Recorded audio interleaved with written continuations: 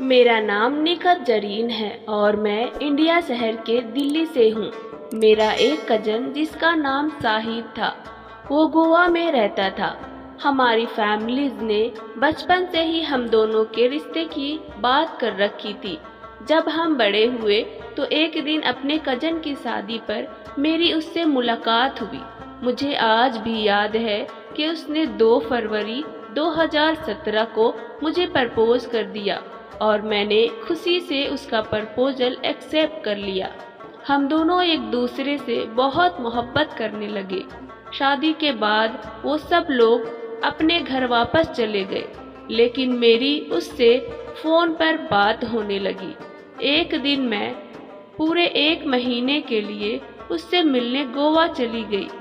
हमने वहाँ बहुत बातें की, बहुत वादे, बहुत कस्में खाई।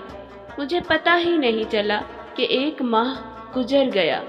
1 माह के बाद मैं वापस दिल्ली आ गई। हम दोनों बहुत खुश थे। ऐसे ही 5 साल गुजर गए। फिर एक दिन ऐसा आया कि मेरी खुशियों को किसी की नज़र लग गई। मेरी ताई ने मेरी अम्मी को बताया कि शाहिद की फैमिलीज ने उसका किसी और जगह रिश्ता कर दिया है।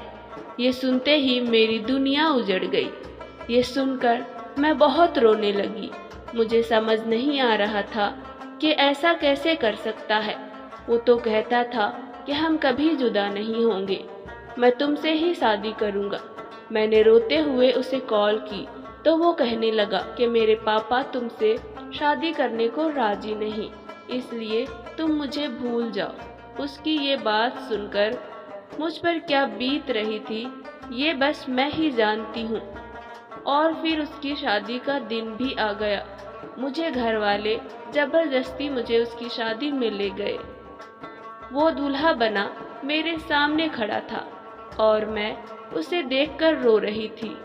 मैं तो आज भी उससे बेइंतहा मोहब्बत करती हूँ, मगर वो शायद अपनी जिंदगी में बहुत खुश है। अब उसका एक बेटा भी है, लेकिन मुझे आज तक समझ नहीं आया कि उसकी फैमिली और उसने मेरे साथ इतना बड़ा धोखा क्यों किया।